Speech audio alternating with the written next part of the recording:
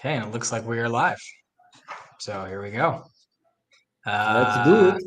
Let's do it. So as everyone's kind of start streaming in here, I'll just say hello to everybody. Thank you so much for joining us. Passive fans, passive income investing fans. If you're new to either of those platforms, thank you so much for joining us. I am so excited for you to be tuning in. My name is Reese. I'm a team member with Passive, and I'm joined today by Adrian Starinieri, the creator of the Passive Income Investing channel on YouTube. Adriano's channel focuses on helping everyday people to invest on their own, to create their own source of passive income that enhances their quality of life and helps them to reach financial independence. Adrian, how's it going? Good. How are you doing, my friend? Nice to see you again.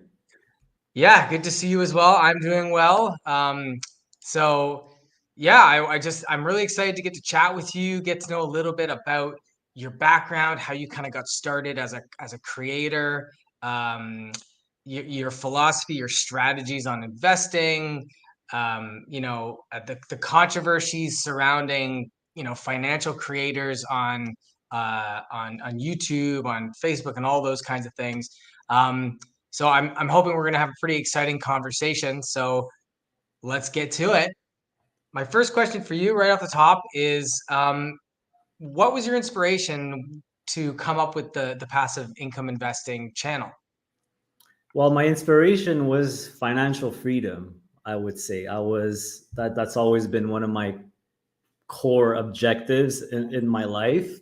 I mean, my wife and I, we worked in the corporate sector for a long time, and we had good jobs, good paying jobs, but after a couple of years, at the beginning when you're 19, 20, 21, it's fun, it's great. You're working downtown, you have a cool office job, you think you're cool. But after a couple of years, yeah, we don't want to do this anymore. How could we get out? So you realize that, to live, you need money. I mean, that's just black and white. That's just how it is. So I kind of developed this system or thought of this investing style really to become financially independent. That's the core mission. It's still the core mission, even though I've accomplished it back in 2019, end of 2019. It's still, I would say, the primary objective of my investing style. Right.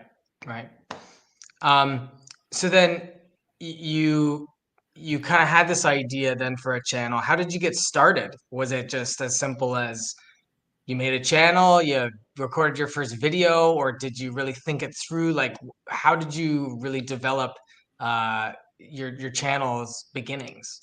Yeah. So the idea of the channel started really in about 2019. So 2019 is when we made the big decision of selling off our paid off condo.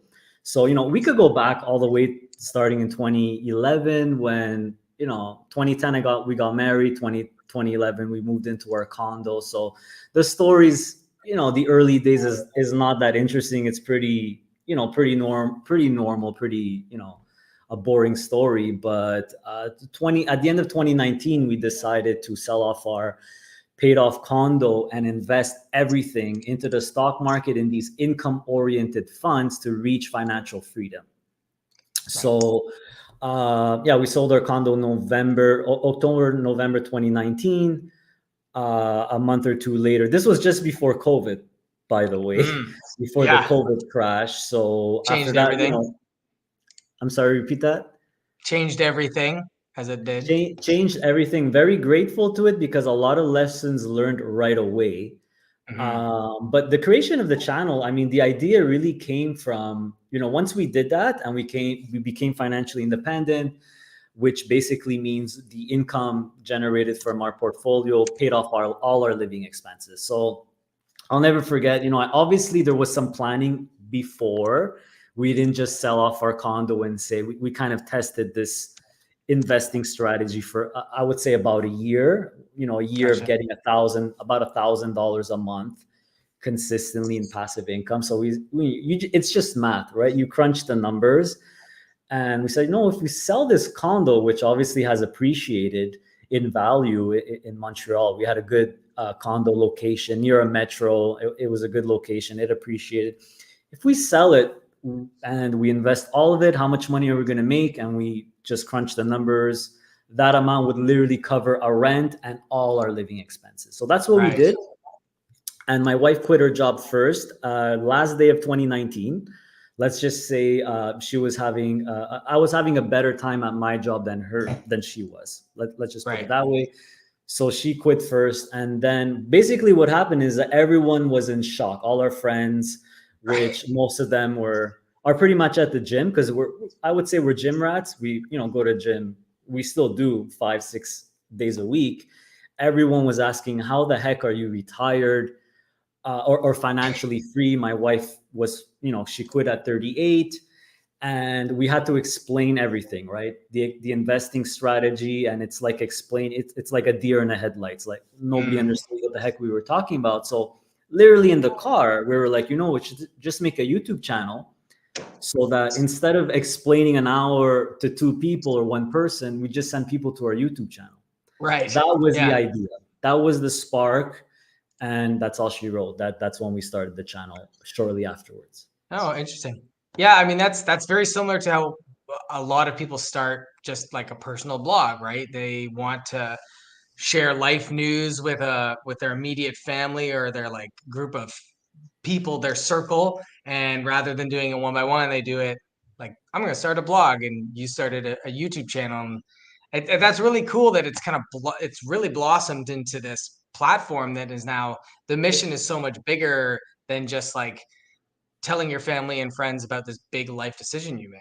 We're still surprised right now. So when we first started it, we were like thinking of, what does because we're both in the technical field, which we focus a lot on goals, and it's very logic oriented. So we're like, what's the end of the rainbow scenario look like? And I was thinking a small community, maybe 10,000 subscribers, it would be amazing, just a Yeah, niche, because it's not an investing style that's uh, sexy. very popular. Obviously, it's getting more popular now, but Yeah. it's definitely less known. I'm sure we'll get into that. But I have to say right off the bat, if it wasn't for my wife retiring and actually having the time, because she did all the technical, so we owe it all to financial freedom, financial independence in the first place, because we were Interesting. both working full time, busy tech jobs. We were both managers. We had employees under us. Pretty time consuming stuff here. Night shift. A lot of people don't know this. When you work in the tech field, everything's done at night. During the Right. day, the systems, everything is working. All the changes, everything is done at night. Yeah. So a lot of sleepless nights. I did pager duty many years. We both did. But Right. anyway, enough of that. So without that, the channel would have never been started, because my wife actually had the time to create, do the video editing, all the technicals. That's all the technical stuff she did. I just filmed the videos at the beginning. So, and obviously it evolved from there into something much bigger, which still surprises me to this day. But that's really what happened at the beginning. Gotcha. Okay. Wow, Yeah. that's really interesting. Yeah, it's really blossomed into something bigger. Um, I guess we'll go back a step even further. Is before you even started a channel, before you became a content creator Yeah. in the financial space, you kind of had to start becoming an investor. What were your kind of beginnings as an investor? Was it a very early thing for you? When did you know that investing was something that you wanted or needed to really understand? Yeah, interesting question. So I would say I pretty much did, or we pretty much did the full cycle of what normally people go through back in the day, because so much has changed now. Right. I mean, with technology and brokers, now it's so easy to buy a stock. Now there's, you could do it for free on Wealth Simple. When I first started back in the day, I would have to admit, I got my first inkling or inspiration from my father. My dad Hmm. was, he was speculating in these small cap stocks. And I remember, he wasn't really good with computers. and he was, he would go to the bank to buy something, and they told him, look, monsieur, you could do it on the internet. So they gave him a paper with a login and ID, and he said, try to figure out how to log in an ID with this. I have no idea. So that's Right. how, that was the start. But in terms of investing, I did the typical life cycle that most people go through. And because I do coaching sessions, I've talked to over 500 people now. My story is actually very typical. So I mean, I don't know how long this is, but this Q&A is going to be. But I'll try to summarize it really quick, and just feel free to Sure. stop me anytime. So I would definitely say I taught myself through trial and error. That's so I started with an RSP first with my parents' financial advisor, investors group. A lot of people start, their parents' financial guy, their Yeah. guy or whatever. So I started pretty early. By 17 or 18, I already had an RSP. And at the beginning, my wife and I, when we were getting serious, we were saving up for a down payment on our condo, and we basically just stuck with investors group. We opened another account, which I now know was just a non-registered account with investors group, and mutual funds like everyone else, but medium risk. They ask you, what's your risk level? We said medium risk. I don't even know what I had, what they invested in at that point, but we were Yeah. investing about $3,000 to $4,000 a month. Instead of just putting it in the bank, we were investing it because I knew it would at least maybe grow. And that was actually during 2007, 2008, 2009, where Oh yeah. we were buying when the market was really going down. So in 2000, and in 2010, early 2011, when we moved into our condo, because we were buying at the bottom, the market going down, and we actually took out all the money for the down payment later, we actually made a profit, like a $7,000 or $8,000 Yeah. profit. So that was my first taste of, okay, investing is important, and it grows your money, right?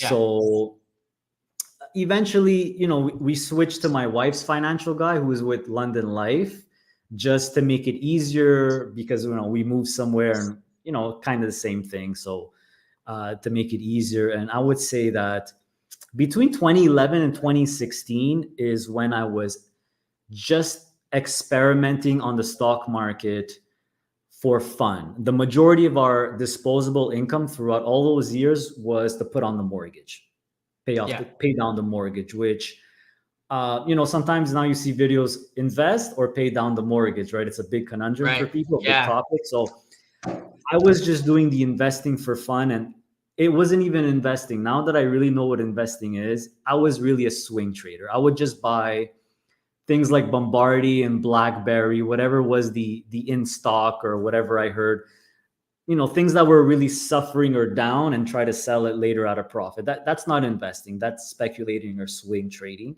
I know Yeah. that now, but back then I had no idea what I was doing. So it was fun. I made more than I lost, for sure. But the bulk of our disposable income throughout all those years was paying down the mortgage. So in 2018 is when things really changed, because mid 2018 our mortgage was finished being paid off. We paid down our 20-year mortgage in 7 years. Wow. So that's a good, if there's any lesson in this, and my wife and I had good careers, kept getting promoted and raises and bonuses. We, instead of buying things we didn't need, we just put it all on the mortgage. Yeah. So it's something that, if you're trying to decide mortgage or invest, well, all I could say is it can never ever be wrong to pay down your mortgage, right? Right. So that's something that we did. So all of a sudden we were going to have a lot more disposable income with no mortgage. So then I really went into research mode, and I saw a video with Kevin O'Leary talking about dividend stocks, fell in love with dividend stocks. So that's when I kind of switched to more investing, and throughout the years I slowly graduated, taking it more seriously, because obviously we had more disposable income, did more research, and I fell in love with the passive income from dividend stocks. But we're talking about like Bell and CIBC and just the classic Coke stocks that everyone invests in. But I wasn't really happy with 3 or 4 or 5% yield. So I remember I just went on TD's broker. I was using TD at the time. Now I use Questrade. I just used the screener tool to screen, give me the yields 8% plus.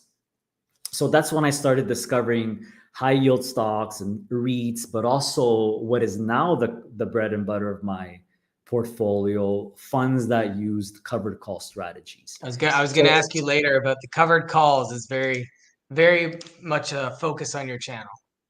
for me, it was the holy grail.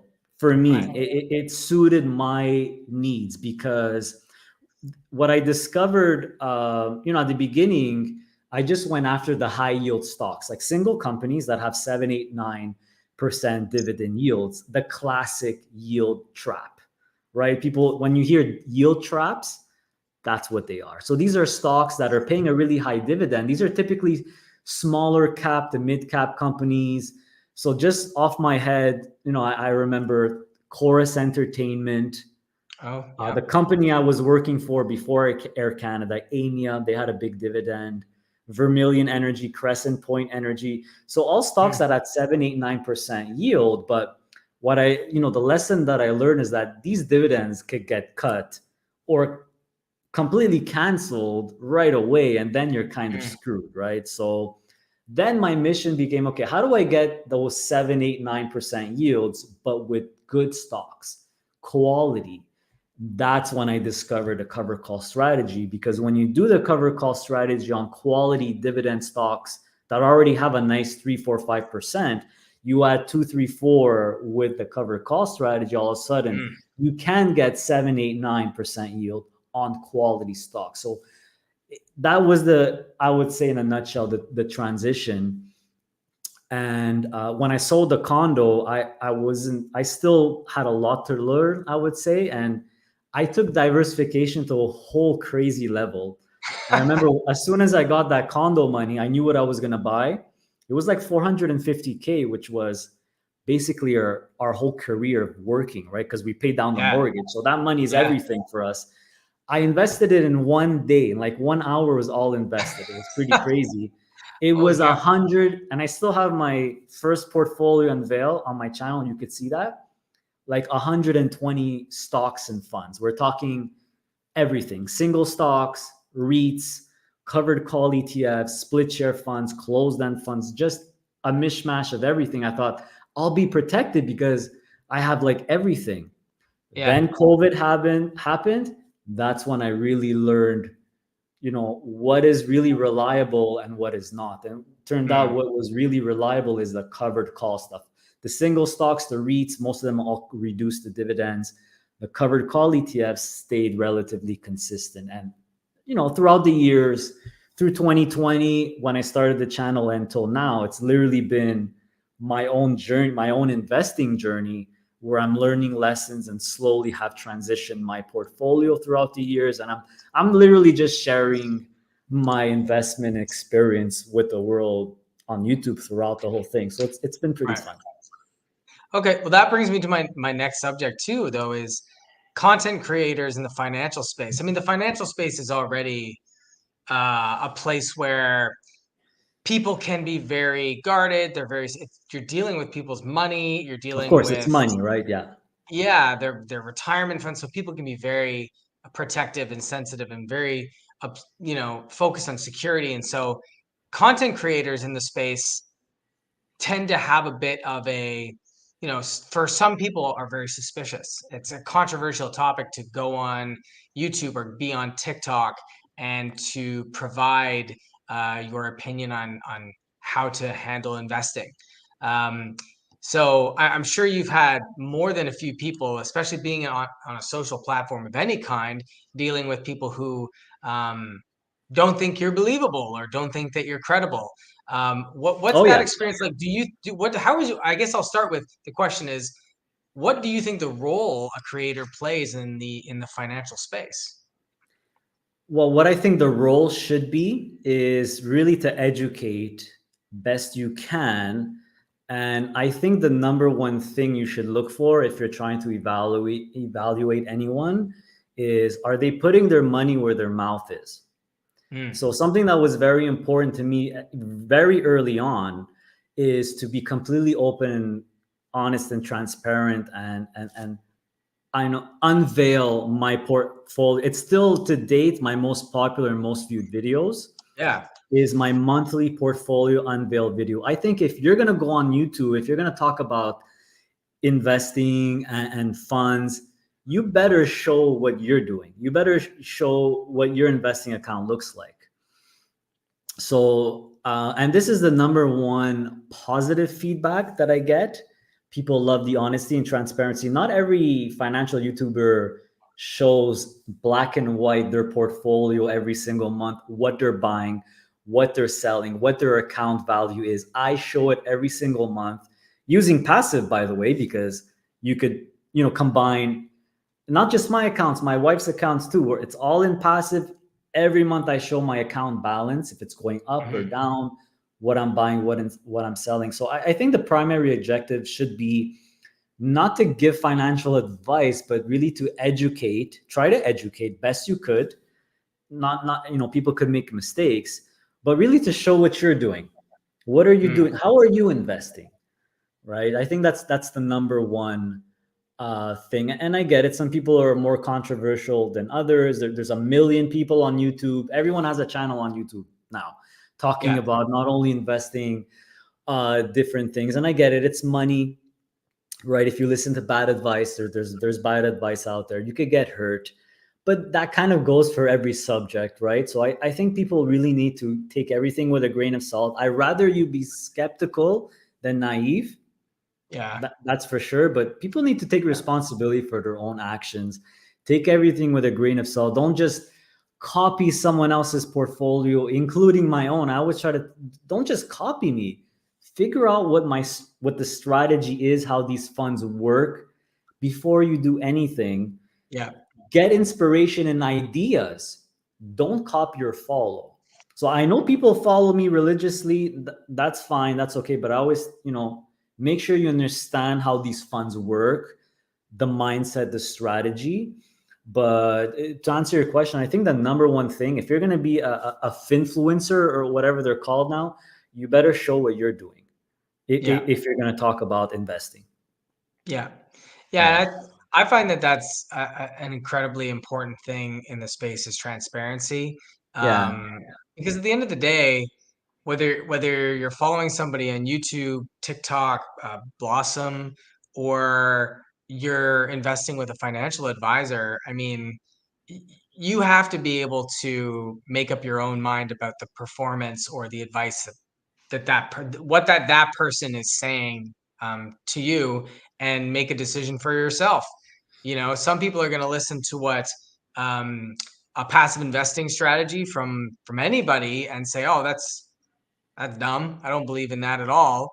And it wouldn't matter who it was because they've made up their mind that that's not personally for them. You have to make up your own Yeah. mind. So and yeah, and that's fine. There's many different styles of investing. I personally believe, to make things simple, and the way I explain it to newer investors, because now do it yourself investing is getting very, very, very popular, yeah, because it's just no so doubt. easy to open an account. It's and got popular during COVID because people maybe got some money, they stayed home a lot, they had a lot more time on their hands, and the Mhm. stock market crashed. Good time to get in. There was a lot of speculation, a lot of people got in on the game. But you could get hurt if you don't know what you're doing. You could lose money. So I think there's really, the first thing you have to realize is that, and this is where a lot of people get mixed up. There's investing and then there's trading. Yeah, Completely different. Completely different. We're talking, trading is a fancy word for speculating, and speculating is a fancy word for gambling. My yeah, opinion. My opinion. There's very, very successful traders, speculators, and gamblers, but most of them lose. yeah. If you look at the stats, even for gambling, most people lose, or else Yeah, the house casinos always wouldn't stay wins. There's open, a right? reason that's a saying, right? Investing is completely different. Investing is really you're buying and holding quality assets for the long term. Yeah. So in the investing space, not the trading space, and I'm not saying trading is bad. There's a lot of day traders and traders that are successful, make a lot of money, try to teach people their strategies as well. Not what I'm into. I'm into investing. There's three styles of investing if you really boil it down. There's growth, there's dividend, and there's income. So everyone needs to figure out which style, growth, dividend, or income, fits best for you in your current situation, your current time frame. Or you could be a hybrid investor and mix of two of them or three of them. I think all three styles, growth, dividend, income, all work well long term. Mm. And we're kind of all investing in the same assets and stocks anyway. How you're getting your return is what's different.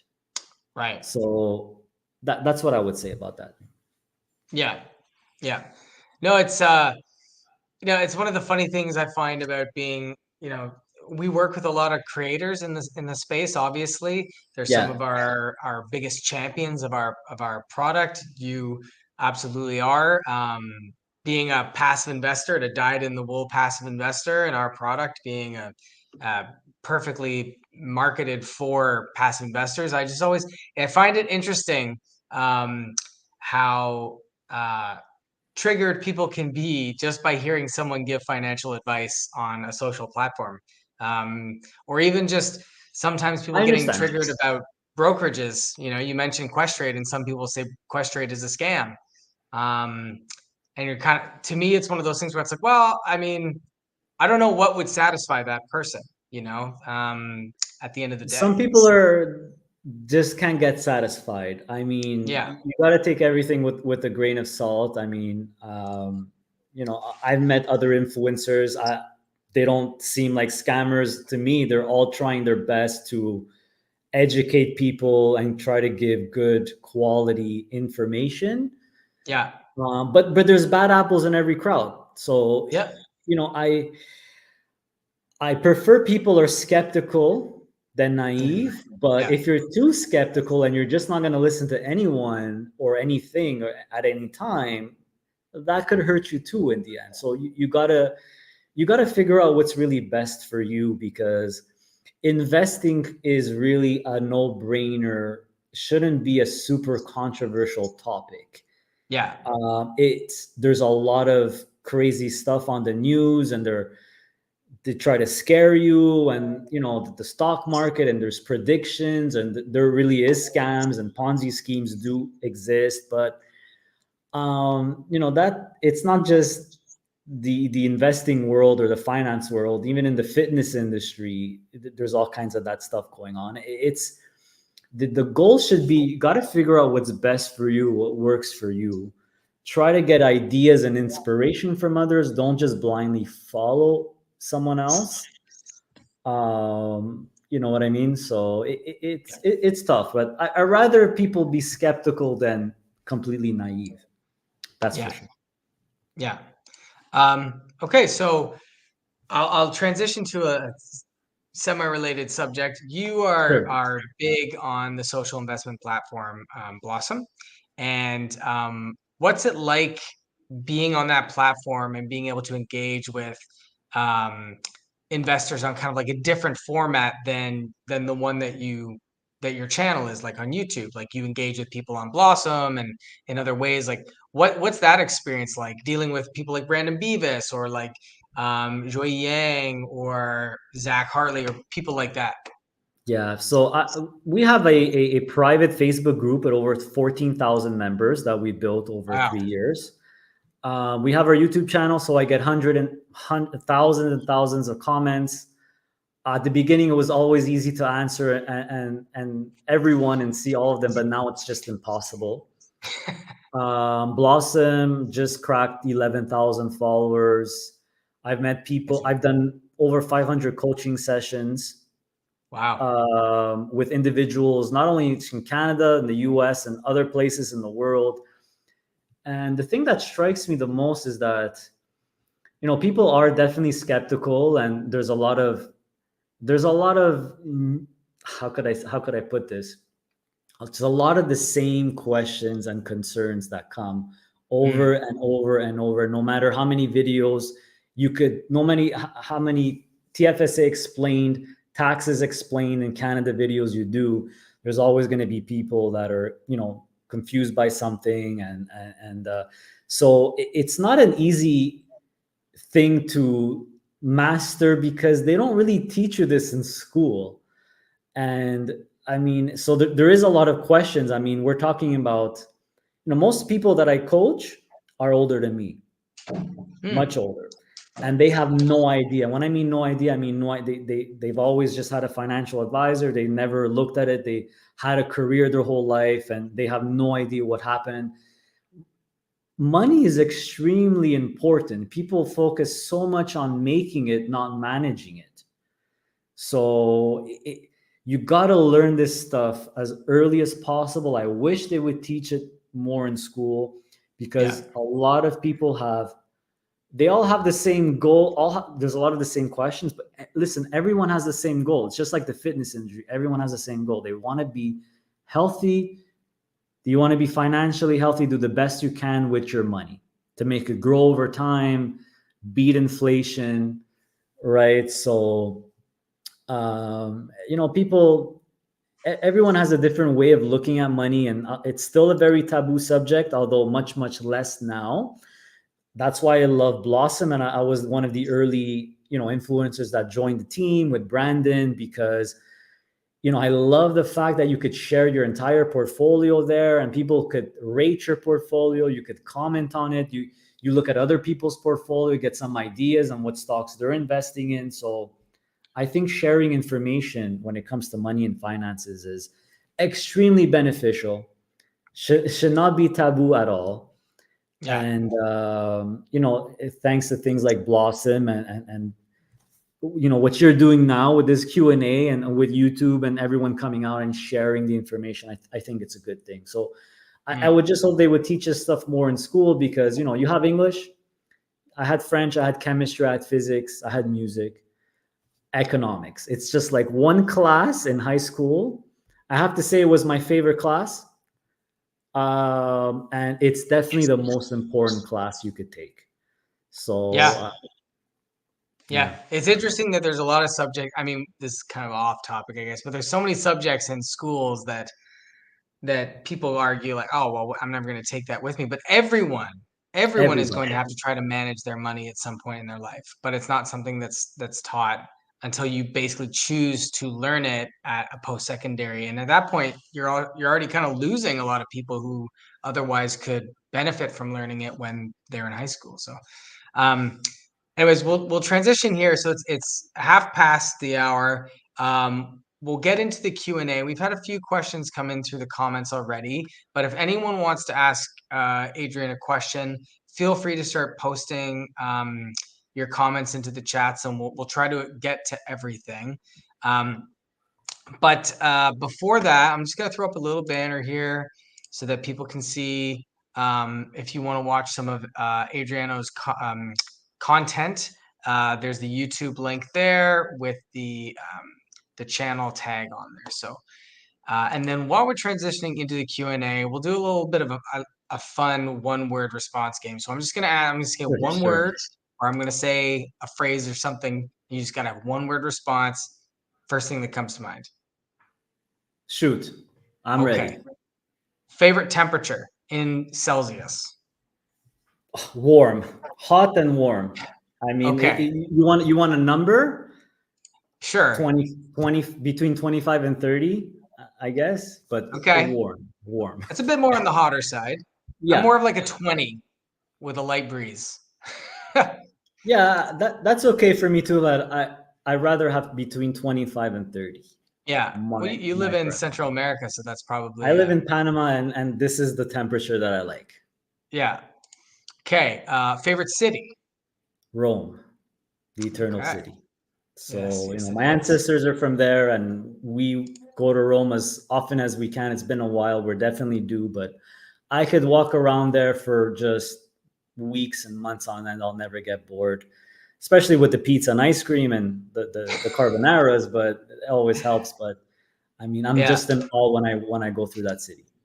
it's a very carb heavy diet when you're walking around, That's right? why we walk 6 to 8 hours a day to burn it Yeah, all off. that's right. That's right. Okay, if you had a superpower, what would it be? I would say teleporting. Mm. Just, I mean, people, I guess you could say flying, but I think teleporting is better. And I'm playing a video game where my guy's main power is teleporting, so I guess that's why it It's on came your to brain. mind. Yeah, Yeah. Okay. Coffee or tea? definitely coffee, no question. I'm not a tea Hmm. person at all. Coffee, espressos every day, my friend. Oh yeah. Ah, I hear that. Okay. Crypto. Crypto, disruptive, Hmm. definitely disruptive to the guys really in charge. Gotcha. Okay. Um, Twitter or X? Town Square. I was gonna say propaganda, but I know a lot of there's a lot of good info there. It's not just propaganda, but I would say Town Square is the thing that really Okay. best describes it. But I'm not very active on there. Okay. I was. Let me rephrase. Which do you prefer, the name Twitter or the name X? That's kind of what I was going for, but that's Well, fair. I like, that tweet sound was always annoying, so I would have to say X. Okay. Yeah, Okay. I I like think the you're in the logo. It's minority. much more simple. I like the Yeah. logo better. Okay. Um, Dividends. Freedom, Okay. freedom. If you had to eat one thing for the rest of your life, what would it be? Oh, super easy. Pizza, Yeah, no pizza for doubt. sure, for sure, for sure. Yeah. A particular style though, is it like Yeah, Diavola pizza is my favorite. So Diavola pizza is just basically your basic margarita, but with spicy salami on it. That's always been my favorite pizza, and it probably will always be. okay? And last question: is there any such thing as a bad question? Oh, that's a tough one. I would say yes and no. There could be, I rather you ask the question than don't though. So I'll say no. I'll say Okay. no. All right. So that was the one-word response game. Let's get into some Q&A questions. We'll hop Sure. into the comments. Eric Garcia asks, physical gold or gold ETF?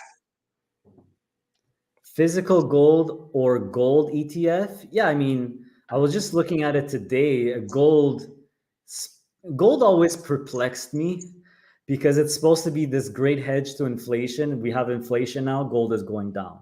Why? Hmm. So I just look at gold and everything else now, oil and energy and whatever, as just a different asset class to be diversified. So I think it's just part of a diversified portfolio. Physical gold is very boring. In the covered call space, there's the gold producers or the gold miners. Those stocks are much more volatile. So if you do covered calls on those, it's very, very lucrative. You can get very high yields. There's only one physical gold covered call ETF. Horizons has it, and it's like half the yield of the gold producer. So I would always Hmm. go with the gold producers because I believe in yield and covered calls more than gold itself. Okay. That makes sense. Cool. Okay. I hope that answered Eric's question. We got a question from Beloved Surfing who says cover calls are great, but what do you think will happen if cover call funds dominate? Will options market hypersaturate? That's a good question. I haven't really thought of, but I've received that question a number of different ways. The options market, and believe it or not, I never wrote an option in my life. I don't have options enabled in my account at all. I understand how they work, but I've never written them or done anything. From what I've heard from different fund managers, and I've asked this question before, just the look on their face and the reaction tells me that that's never going to be a problem. That's the best way I could answer that. There, let's say it does become saturated. The covered call strategy becomes saturated. You could always do a put strategy. You could do the opposite too. And it reminds me of these two new ETFs that came out, by the way, video coming out Sunday, a must watch for everyone. There's a put strategy on the NASDAQ, a put strategy on the S&P 500 from an ETF provider in the US called Defiance ETFs, the same guys who do the yield max ETFs, very, very high yield. And they're doing puts instead of calls, which is like the opposite, which kind of balances out. So I don't think that's personally ever going to be a problem. And as far as the feedback as I've heard from the fund managers who know about this stuff, doesn't look like they were worried about that. Gotcha. Okay. Another question was, how do you find out or hear about new products that are about to come out? What do you suggest on methods for doing research? To be honest with you, this is actually one of the benefits of being a finfluencer. I don't even need to do research anymore because most of my members and people in the Facebook group find the prospectuses that are coming out, which is basically a document that comes out before the ETF launches. They'll put it in the Facebook group, they'll tag me, and that's how I find out about it. So that's the number one way. The number two way is fund managers. I do have a lot of sponsored content now, mostly on the Canadian space. They will flag me in advance to say, we have something coming up. It might be in your wheelhouse. Obviously, it's because they want me to do a video on it. So this is actually a pretty fun advantage. I don't have to do research on what's coming up. It comes to me. That's just the honest answer. But when I first started, like we discussed, I did it via the screener tool. The screener tool screen all of the TSX, all of the American stock market, 8% yield, 10% yield or more, and just do the research like that. I haven't done that in years and years and years though. So those are your brokerage screener tool, right? Through TD, Yeah. I guess you said. Bro, yeah. Or now there's so many. There's all kinds of there's third parties, stuff and free ones, but you could do it that way. Or where I actually spend most of the time actually doing research and looking at stuff is the fund manager's official website. That's where you really get all the information. Reading the fact sheets, reading the prospectus, the annual reports. I don't really read those as much unless I can't find something in the fact sheet. But that's really where the critical information is on something that's new and that came out. And typically when I do an ETF review, that's where I go. I show it on the website because that's where you'll find the legitimate information. Cool. Yeah. Let's see if we got any other questions. Timbo Slice 44 says, what videos from your channel would you recommend first watching? That's a good question. So I still have to do, I'm very due and late to do like a welcome to my channel video. But I would say I took the time to make really good playlists. So the best thing I would say is look at my playlists because that's where I categorize the videos. So again, the two most popular videos that are recurring are my monthly portfolio unveil. I think I'm on episode 28 or 29. That's literally my portfolio from A to Z. I talk about the funds indirectly, what I'm buying. And then I also have a monthly picks of the month series where I kind of every month I go through all the top income oriented funds, covered call funds in Canada, in the US. If there's any changes, is there anything new? It's kind of like a update newsletter style in the income world. I would say those are pretty much key videos, and they're both monthly series. But I have other playlists. Like one is just my personal investing journey, where it's more personal stuff, my personal journey, which we discussed. Right. One is mindset, philosophy, how I think of investing, if people want to know how I think about it. So best advice is check out my playlist. And I apologize, I am due for a welcome to my channel video where I try to tell people, maybe you should start with these and look at the playlists and things like that. Okay. I did share the link to your playlists in the comments, so people should be able to click those links and check it out. Tanya VM asks, I often see so many suggest only having a few funds, 10 to 20. So, what do you do when new funds come out that you like? How do you keep streamlined, or do you feel it is okay to hold multiple funds, especially when you are still new and learning? Yeah, so this I get this question all the time. It's a very typical question that newer investors have. How many funds should I have? Do I have too many? Do I have too few? The reality is everything is fine. And the reality is that a lot of these funds all have overlapping stocks anyway. So if you really want, you could have one or two funds. I mean, there's all-in-one income funds now. There's all-in-one Yeah. growth funds now. So, on the growth side, in the Canadian side, it's very easy to remember because it's all EQT. So Vanguard has VEQT, BlackRock has XEQT, BMO XEQT. has ZEQT, Horizons has HEQT. What do you have in there? An amalgam of usually 5 or 6 passive index ETFs to get you exposure to stocks all around the world. So you'll have an S&P 500, you'll have a TSX 60, which covers Canada. You'll typically have an emerging market. You'll have a developed outside of North America. So Europe, Australia, Japan, things like that. So just by owning that one ETF, you have all the best stocks all around the world.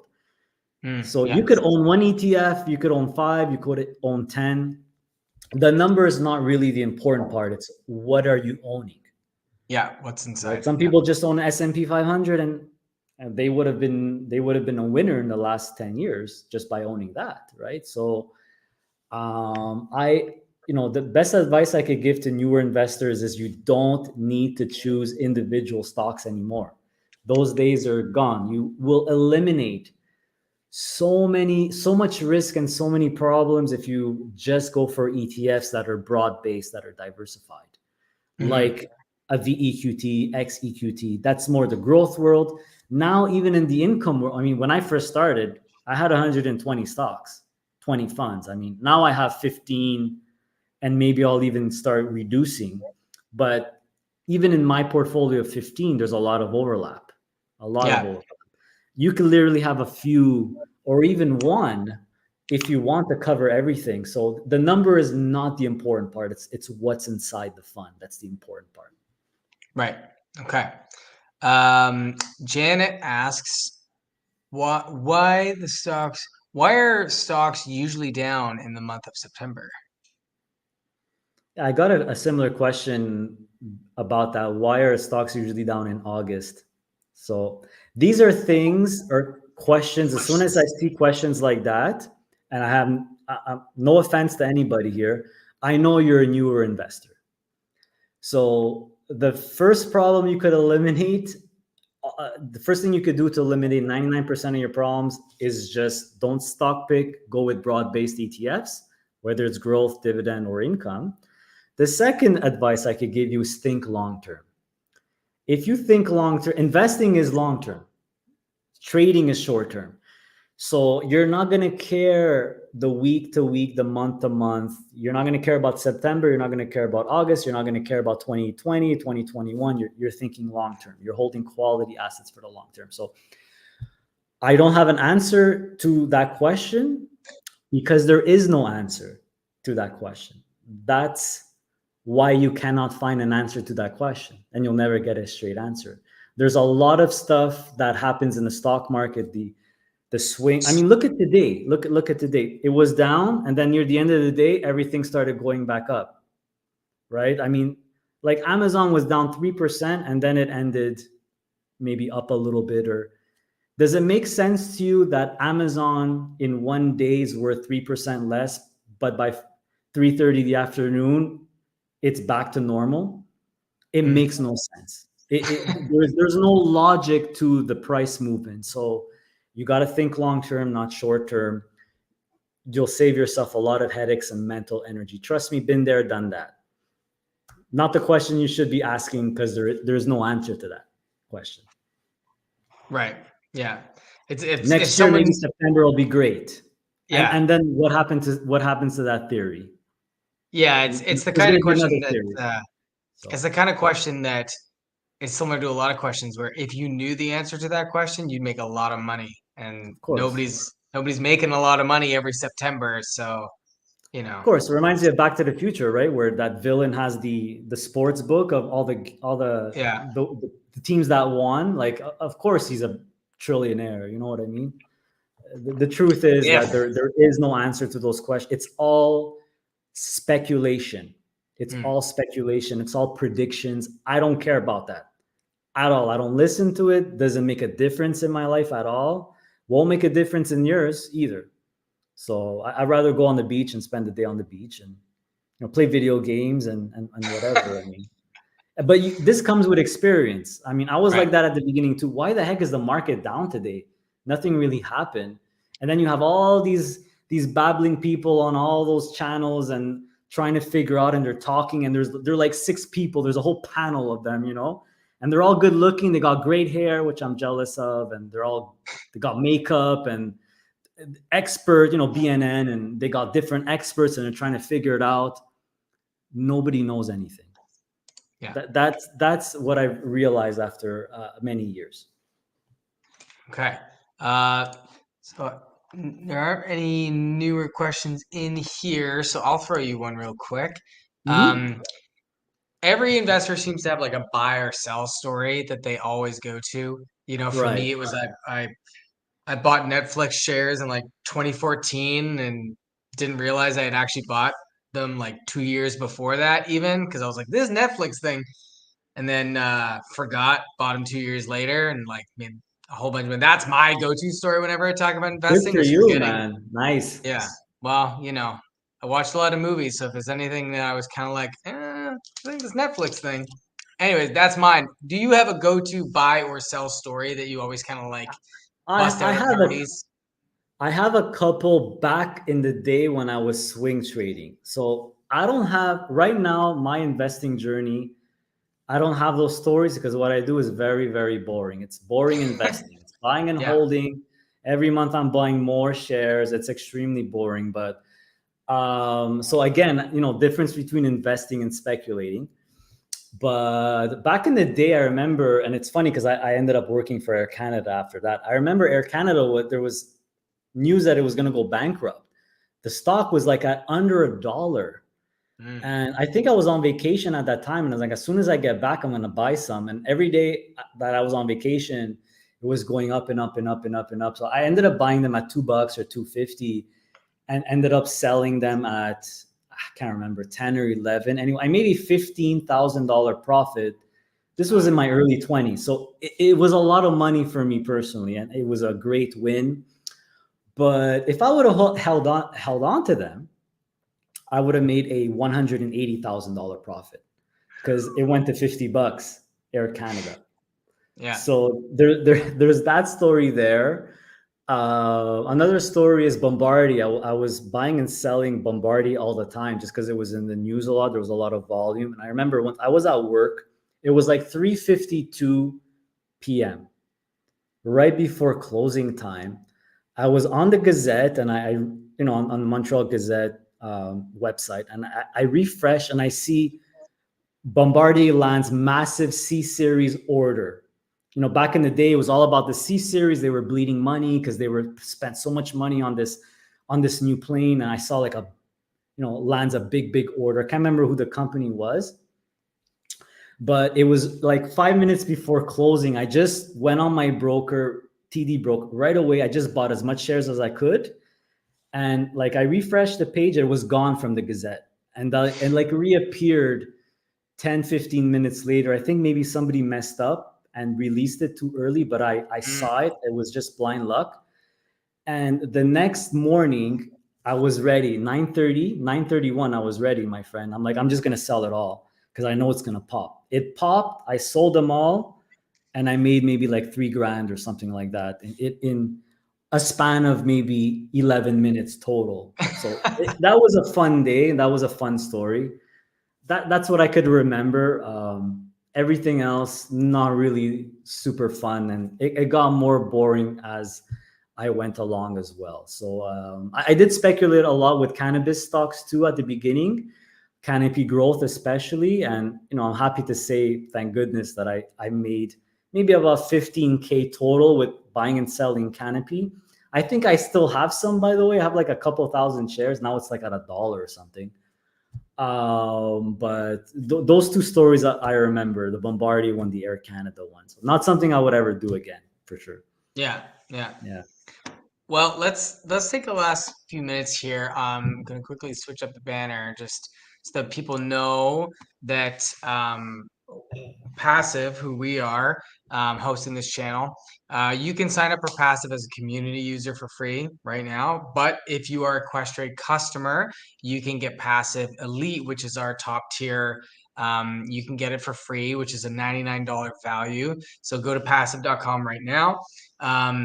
How do you use Passive, Adrian? Like, Passive for is our tool that allows people to create multi-account portfolios, manage their family, their RSP, their wife's RSP, their kids' RESP, all, and create these multi-account portfolios. And then the kicker is that they can rebalance across all of those accounts with a single click based on the allocations they've preset. So it's great for rebalancing your portfolio. It's great for reinvesting cash, new cash, or reinvesting your dividends as they come through. But what is it about Passive that is really great for you? What is your use case? Yeah, it's a very cool tool. So, I have Questrade. So for me, it was a no-brainer because you get the elite membership for free. But what I really like about it is I use it as an organizational tool. So most people have different accounts, and most people have their spouse's accounts too, right? So you have your TFSA, your wife's TFSA, your RSP, Lira, whatever, non-registered. So it's a great tool where you could see all your accounts and organize them together. You could see all your holdings, all your positions, all in one place. I don't have to log in to multiple Questrade accounts and see everything. That's the primary focus, the primary reason I use it. That's what I check to see my balance and see how everything is going. I don't log into Questrade anymore. I log into Passive. So that's my favorite part. I like the reporting as well. I use that to track all my dividends, how much dividends have come in that month, and how much for the year. You could select the date. For me, it's really to help you be organized when you're managing multiple accounts. But there's other cool features too. Like you mentioned, you could rebalance your portfolio. Some people they're sticklers about their portfolio, right? You don't want to go over. You could set, okay, I'm going to put 10% in cash and 5% in this and 5%, no more than 5. So Passive will warn you when you're going off track, and you could even do the trades within. It's going to suggest trades for money coming in. So there's a lot of cool features. But me personally, I use it not only to unveil my portfolio every single month so people could actually see black and white my portfolio value right there in summary, but I use it as an organizational tool for me personally. Yeah. Yeah, I think that's one of the things that I love about our product is that it kind of captures these two different types of people to a degree. It captures these people, families or couples or someone who's managing their whole family's finances and want to be more organized and be Yeah. confident in what they're looking at and save time and be able to go in there and not have to spend all their time, like you said, logging into multiple places. And it's also great for people like in the FIRE movement, financial independence, because it allows them to, check on their dividends and they're sort of like two different groups of people, but they can both use Passive to reach their financial goals. Yeah. So, I mean, there's a free version. I tell everyone, yeah, just try it. It's free. You try the free version, and you guys are getting more and more brokers, more US brokers. So yeah, I always suggest, hey, if it's free, just try it. If you don't like it, you don't like it. It's not a problem. For me, it saves on time, which, once you become financially independent, you learn yeah, time is the most important thing in the world. It's not yeah, money, it's time. Money's important. Time is even more important because you can make more of it. So if something's going to save me time, I would always go for that. yeah. Yeah, and like Mark on our team just posted in the chat, the one caveat is the one-click trading feature in Canada is Questrade only. So if you're a Wealth Simple user, the one-click feature doesn't apply. However, it is still a very valuable tool for multi-account portfolio purposes and that kind of thing. So check it out if you want to. Adrian, thank you so much for your time tonight. My pleasure, I buddy. really My appreciate, pleasure. yeah. Thank you to everyone who tuned in for all your questions. And we will see you next time on Passive Talks. Thank you so much. Take care.